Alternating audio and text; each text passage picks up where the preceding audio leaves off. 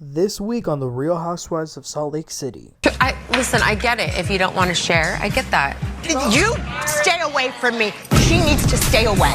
Oh my gosh, now you're going to throw something at me again? Why are you smoking loud? Are you really here? Yo, what is up, everybody? Welcome back. Today we're going to be recapping the new episode of The Real Housewives of Salt Lake City, Season 6, Episode 8. Let's get right into it.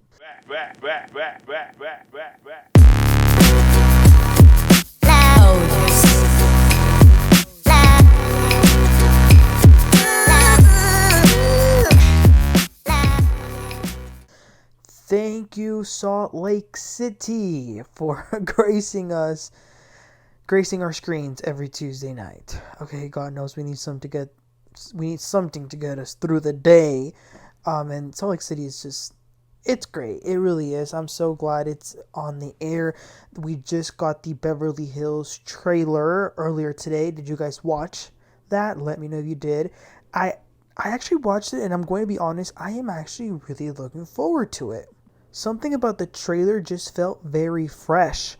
And while it doesn't necessarily look like the most explosive and dramatic, most captivating trailer ever, which Beverly Hills really never isn't anyway, but it is, I'm looking forward to it. We're definitely going to be recapping that, so I just wanted to mention that. Okay, let's get into this episode. So the women are on their below deck crossover. They're on this yacht, which I was a little hesitant of this because I had never watched the show, but I actually really liked this idea. I thought it turned out very well, and I would like to see other housewives do this in the future. So they're all waking up. It's a new day. Last night was crazy. Whitney goes to Heather's room. Heather says that she just wanted Lisa to understand that she needs to be a good friend and to not keep scorecards on how much money they have or whatever the case may be. And then last night they also showed us that Heather and Lisa actually talked for a bit on that thing that Lisa was sitting on, but Lisa was pretty much saying the same thing. She was saying, like, I'm not going to be agreeing or owning up to something that I haven't done. And Heather kept saying to her, well, I think you're the source. Just admit it so we can move on. I will say Heather was doing a little bit too much gaslighting. She was. Like with Lisa. She was doing a lot of gaslighting. She really was. Meanwhile, at Lisa and Meredith's room, they're waking up. And Lisa's going off about last night and all of this. But she keeps throwing like these jabs towards Meredith that like she didn't defend her enough. And Meredith kind of had enough of it, so she says, don't tell me I don't support you because I'm the only one that does, and I'm the only one that's trying. So yeah, she was a little bit upset having to hear that over and over. Also, guess what? Bronwyn decided to sleep on the deck. She really didn't want to sleep with Britney after that dinner. They remember they kind of got into it, but you know what? I would actually love to sleep outside on a boat like that. Like, I love the ocean, so feeling the wind and hearing the waves, I personally would love it. She did say that the whatever she was on wasn't the most comfortable to be on, but yeah, she slept outside. Angie is feeling a little bit better. By the way, I have to say, I recently watched Angie's episode of Wife Swap. I know I'm a little bit late, so I just watched hers. I'll watch Melissa's soon, but I just gotta say, wow, I loved it. Angie was incredible. I truly love it. Did you guys watch Wife Swap? Let me know in the comments. So all the women sort of gather outside, and Lisa says, guess who's back from the death? And then they all leave. They kind of just abandon Lisa and leave her there with Britney. So Britney asks Lisa, are we good? And Lisa says, yes, why wouldn't we? Like, I would let you know if we weren't. She does say that she loves Heather, but what happened last night was not okay. But then Britney tells Lisa that she's really bugged about Bronwyn. She was like, we're in a good spot. She pretends to be nice, so I tell her things, but then she uses them against me. And then Lisa says, well, that's who Bronwyn is, okay? She keeps doing it to you. That's who she is. I've never done anything to Bronwyn. She made people think that I hurt her daughter. It was actually Bronwyn who told me to reach out to the grandparents. So she's just going off and off and off and off. But as they're having this conversation, Lisa and Britney, Bronwyn is on another deck, which I guess it's like on a lower level, but she can hear everything very clearly that Britney and Lisa are saying. So yeah, she heard everything. Mary and Angie then meet up with Bronwyn down there, and they say, like, fill us in on what happened last night. Because remember, they weren't there. Angie was sick. So Bronwyn says, oh, well, Britney, I had reached out to her to go shopping, and she told me that Meredith has seizures and crashes out and screams at her all the time. And she got furious at me for saying that, what she said, and she said that I threw her under the bus and she didn't want to sleep with me, so I slept out here. But as I'm sitting out here, I just heard Lisa and her talking about me. Then they are joined by Heather, Whitney, Meredith, and Lisa, and Britt. So everybody, they all eventually come down to the main breakfast table. Heather says that today they're going to have lots of fun, so she gives them a rundown on what they're going to be doing soon. And then tonight they're having a zombie night. The group says that they're glad that Angie is feeling better. The group says that they're glad Angie's feeling better, and Angie says how kind Mary was to be by her side all night long. Bronwyn says to Mary, you're so kind to Ange. Can you also be kind to me and let me sleep in your room tonight? And Mary's like, no, that's a crowd. 2 is a company, 3 is a crowd. Sleep with... And then she points to Britney. And then Britney says, you can still sleep with me. I'm not going to hurt you. And then Bronwyn says to her, well, I'm not really interested in sleeping with you in the room in a bed that you might have taken somebody from the crew with you last night. And then Brittany's like, what do you mean? And then Bronwyn says, you were flirting with the captain and everybody last night. And then Meredith adds and says to Brittany, yeah, and the girls say that they heard you were coming out of your room last night. To which Brittany says, why are you even talking to me? And then Meredith's like, I don't know. That's a bad idea. Apparently Jason did go into Brittany's room, but only to fix the AC. Lisa says, okay, enough with the pile-on. Like, nothing's going on with her and Captain Jason. Captain Jason is not interested. Let's not involve people that... Let's not talk about people when they're not a part of it. Oh, that was way too easy. That was just way too easy for Bronwyn to be like, hello? Like, I can't even sit on the deck without hearing you and Britney talk about me. Saying that I'm a snake, that I've done this, that I've done that, and you keep bringing up my daughter's grandparents again after I told you not to? And then Lisa's like, stop yelling. And then Bronwyn says, we had an agreement. And you're standing on the boat saying it to Britney? Stop talking about my child! Bronwyn got it. Like, she was very upset, you guys. She gets up, she's upset. Lisa says, I try to do the right thing. I don't really talk about other people and their kids. So then Angie says, that is bull bleep.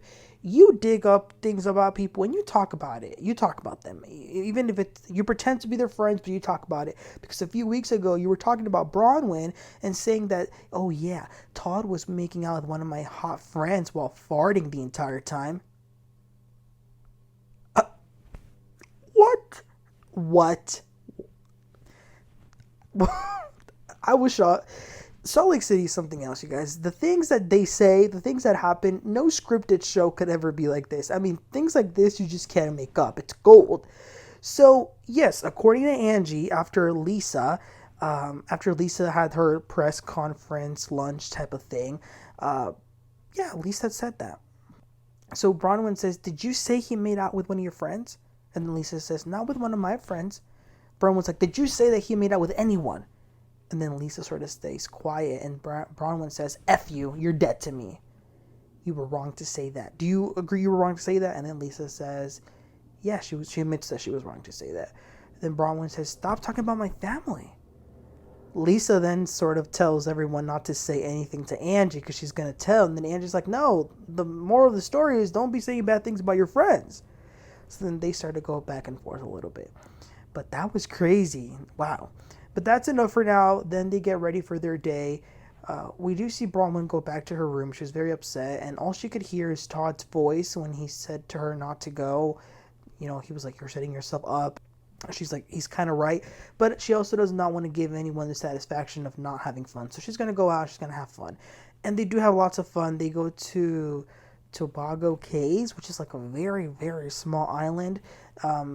They're finally on land. And Angie was happy. So they're on the sand going into the water.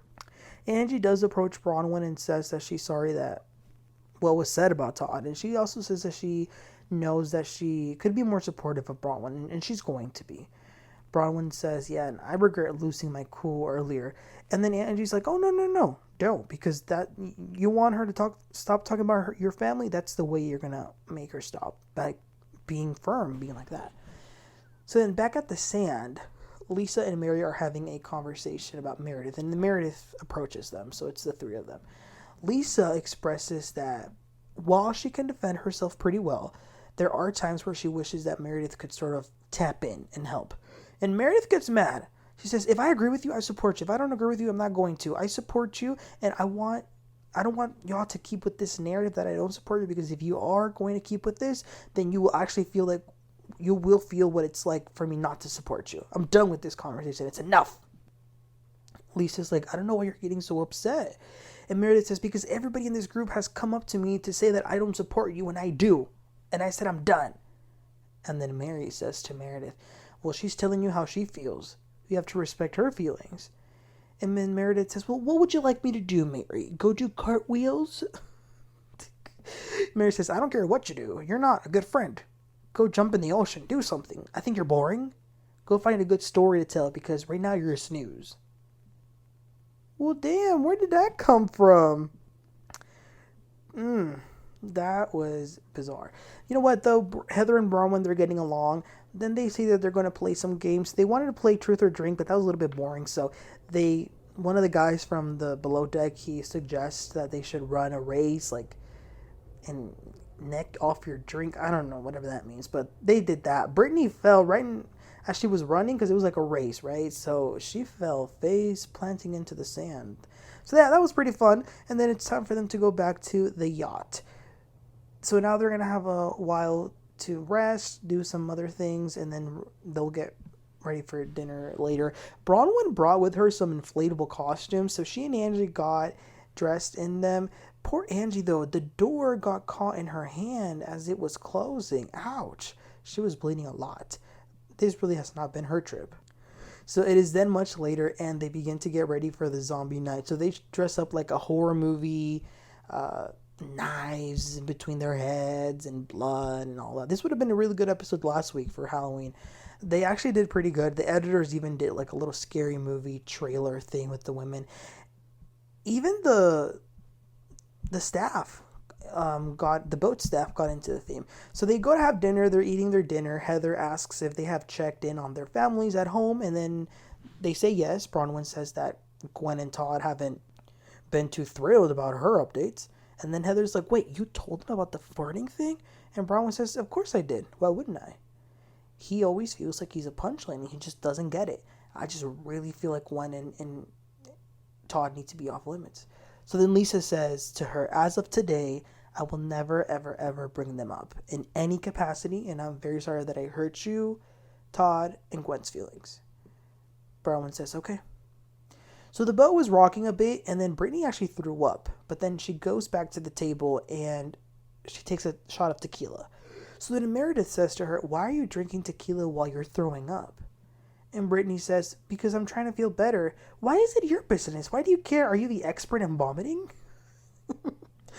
Meredith is then be like, no, I mean, I just wanted to say a comment, but I really don't care about you. And then Meredith is just making these little comments. So then Britney finally says, I'm actually a bit concerned with what I saw today on TikTok.